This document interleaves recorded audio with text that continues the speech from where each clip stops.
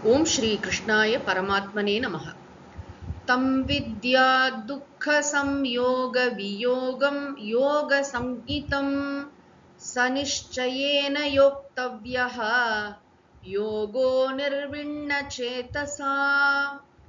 பகவான் ஸ்ரீ கிருஷ்ணர் இந்த ஸ்லோகத்தில் தியானத்தின் பயனை பல கோணங்கள்ல இதுக்கு முன்னாடி சொன்னார். இதுல ஒரு முக்கியமான கோணத்தை சொல்கிறார். துக்க சம்யோக வியோகம் யோக சங்கீதம். துக்க சம்யோகம், துக்கம்னா நமக்கு தெரியும் துன்பம். சம்யோகம்னா என்ன? துன்பத்தோடு சேர்த்து கொள்ளுதல். துன்பமும் இன்பம் ரெண்டுமே நம் மனதில் இருக்கக்கூடிய எண்ணங்கள், விருத்திகள், தாட்ஸ்.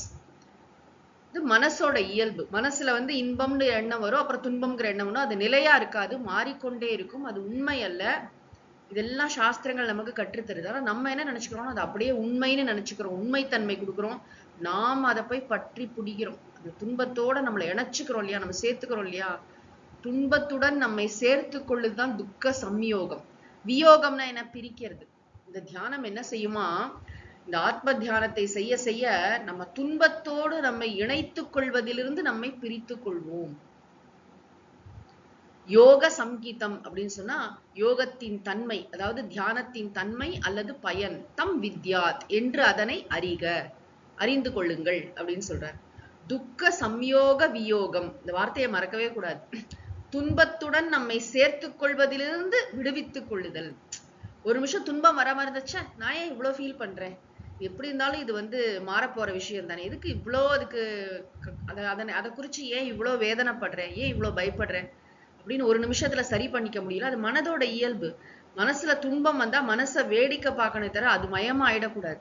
உடனே வாழ்க்கையே இடிஞ்சு போச்சு, அப்படியாச்சு. அருள் அன்னை சாரதா தேவியா ரொம்ப அழகா சொல்லுவாங்க, ஒரு பாலத்து மேல நின்று கொண்டு நம்ம பாக்குறோம் அப்படின்னா அடியில தண்ணி போகுது. அது மாதிரி வாழ்க்கையில இன்பம் வரும், துன்பம் வரும். இதெல்லாம் மனசுல அலை அலையாக இன்ப துன்பங்கள் வந்து கொண்டுதான் இருக்கும். ஆனா அதுக்கெல்லாம் திகச்சு போய் நிக்க முடியாது. அந்த இன்ப துன்பங்களை நாம் அளவுக்கு அதிகமாக அதுக்கு முக்கியத்துவம் கொடுக்கிறது, முக்கியமா உண்மைன்னு நினைக்கிறது. உண்மை நினைக்கிறதுனால தானே அதுக்கு அவ்வளவு வேல்யூ நம்ம ஆட் பண்றோம். எல்லாம் எண்ணங்கள், அது வந்துட்டு போகும். ஆனா நான் மாறாத ஆனந்த ஸ்வரூபம், எப்பொழுதுமே துன்பம் கலவாத பேரின்பம் நான். அதான் ஆனந்தம் அப்படின்னா எந்த விதமான வரையறைகளும் இல்லாத, எல்லா காலத்திலும் இருக்கின்ற, துன்பத்தின் சுவடு கூட இல்லாத பேர் ஆனந்தம் நான். அந்த ஸ்வரூபத்துல நிலைச்சிருக்க என்ன ஆகும்னா ஆட்டோமேட்டிக்கா இந்த துன்பத்தோடு நம்ம இணைத்துக் கொள்வதிலிருந்து விடுவித்துக் கொள்வோம். நிறைய நேரம் தியானம் பண்ணி குவாலிட்டி ஆஃப் தியானமும் இருக்கு. எவ்வளவு நன்றாக தியானம் பண்றோமோ அந்த அளவுக்கு இந்த வெளியில விவகாரங்கள்லாம் செய்து கொண்டிருக்கும் பொழுதும், எத்தனை சீரியஸா நம்ம காரியங்கள்ல இறங்கினாலும் சரி, ஆழ் மனசு போய் டச்சே பண்ணாது. எது? இந்த வெளியில இருக்கிற துன்பங்கள். நம்மளோட ஓன் பீப்புளுக்கு ஏதாவது நடந்தாலும், நம்மளோட உடம்புக்கே ஏதாவது கஷ்டம் வந்தாலும், என்ன கஷ்டம் வந்தாலும் அது பெருசா ரியாக்ட் பண்ண மாட்டார். யாரு? இந்த தியான யோகி. அதுதான் யோகத்தின் தன்மை அல்லது பயன். எப்பேற்பட்ட ஒரு விஷயம் இது! துன்பத்துடன் இணைத்துக் கொள்வதிலிருந்து பிரித்துக் கொள்ளுதல். துக்க சம்யோக வியோகம். தம் அதனை யோக சங்கீதம் வித்யாத். யோக சங்கீதம்னு சொன்னா யோகத்தின், அதாவது தியானத்தின் பயன் அல்லது தன்மை என்று அறிக.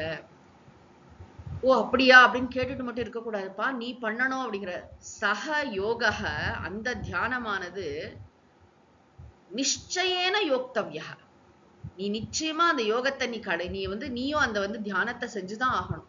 எதற்காக அப்படின்னா அந்த பிறவி பயனே அதுதான். இந்த தியானத்தை ஆத்மாவை உணர்ந்து தியானம் செய்யும். நான் மெய்ப்பொருள் என்பதை நன்றாக கற்று அந்த உண்மையை ஆழ்மனதிற்கு கொண்டு செல்வதற்காக தியானம் பண்ணணும். அது மயமா இருக்கணும். அதனால சக யோகா யோக்தவ்யா அப்படின்னா என்ன? அந்த யோகமானது, அந்த தியானமானது உன்னால் செய்யப்பட வேண்டும். எப்படி செய்யணும்னா அனிர்விண்ண சேத்தசா நிச்சயேன யோக்தவ்யா. அனிர்விண்ண சேத்தசா அப்படின்னா விவேகம் வைராகியம் உடைய உறுதியான உள்ளத்தினால். இந்த விவேகம் வைராகியம் இல்லைன்னு சொன்னா தியானம் பண்ண முடியாது. நான் ஆரம்பத்திலேருந்தே பகவான் சொல்லி கொண்டிருக்க நிஸ்பிருகன்னு பார்த்தோம். அதாவது இந்த உலக விஷயங்கள்ல முதல்ல அதனாலதான் நம்முடைய சாதன சதுஷ்டய சம்பத்தி, வேதாந்தம் படிப்பதற்கான தகுதிகள்ல முதன்மையானதாக சொல்லப்படுவது எது? விவேகம். விவேகம்னா என்னன்னா எது நிலையானது, எது நிலையற்றதுன்ற பகுத்தறிவு. அது ஸ்ட்ராங்கா இருந்தாதான் நம்முடைய ஆன்மீக பயணமே நன்றாக தொடங்கும். குறிப்பா இந்த வேதாந்தம் வேலை செய்யணும்னா முதல்ல அந்த விவேக புத்தி இருக்கணும். விவேகம்னா பகுத்தறிவு, டிசர்ன்மெண்ட். என்னன்னா எது நிலையானது எது நிலையற்றது. இப்படி ஆராய்ச்சி பண்ணி பார்த்தா என்ன தெரியும்னா, உலகம் நிலையற்றது, இந்த வாழ்க்கை நிலையற்றது, உறவுகள் நிலையற்றவை, இந்த உடல் நிலையற்றது, நம்மளை சுத்தி இருக்க அத்தனை விஷயங்களும் நிலையற்றது என்பது. அப்ப எதுதான் நிலையானது அப்படின்னா ஆத்மா மெய்ப்பொருள் தான் நிலையானது. அப்ப எது நிலையானது எது நிலையற்றது என்ற ஆராய்ச்சி ரொம்ப முக்கியம். அப்ப நிலையற்ற விஷயத்துல நமக்கு ஆட்டோமேட்டிக்கா விவேகம் ஸ்ட்ராங்கா இருந்தாலே நிலையற்ற விஷயங்களில் நமக்கு வைராக்கியம் வரும். இது எப்படி இருந்தாலும் ஒரு உண்மை இல்லை, இது வெறும் போலி. இது நிலையானதல்ல. நிலையற்ற விஷயத்தை பிடிச்சிட்டு என்ன பண்ண போறோம் நம்ம? அதாவது நான் ஏதாவது ஒண்ணு புடிச்சுக்கிறேன் அப்படின்னா நான் சார்ந்து இருக்கிற பொருள் ஸ்ட்ராங்கா இருக்கணும் இல்லையா? நான் ஏதோ ஒண்ணு போய் புடிச்சுக்கிறேன் அப்படின்னா அதுவே ஆடுதுன்னா அப்புறம் அது நிலையற்றது, அது எப்ப வேணாலும் போயிடும்னா அது ஒரு சார்பா? அதை போய் நான் புடிச்சுக்க முடியுமா? அனிர்விண்ண சேத்தசா, அதுக்கு அர்த்தம் பார்த்துட்டு இருக்கோம். அனிர்விண்ண சேத்தசானா விவேகம் வைராக்கியமுடைய உறுதியான உள்ளம். மனசுல தெளிவா இருக்கணும், பகுத்தறிவு, எது நிலையானது நிலையற்றது இருக்கணும், நிலையற்ற விஷயங்கள்ல பற்றற்ற தன்மை இருக்கணும். அதுல வைராக்கியம் இருந்தா மட்டும்தான் ஆத்ம தியானம் பண்ண முடியும். இல்லைன்னா என்னன்னா விஷய தியானம் தான். இந்த உலக விஷயங்களை தான் நினைச்சிட்டு இருப்போம்.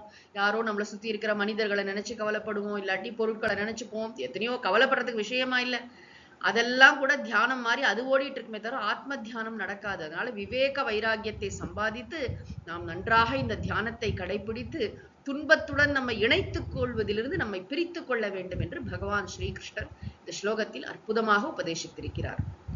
ஓம் சாந்தி சாந்தி சாந்தி. ஹரி ஓம் தத்சத். சர்வம் ஸ்ரீகிருஷ்ணார்ப்பணமஸ்து.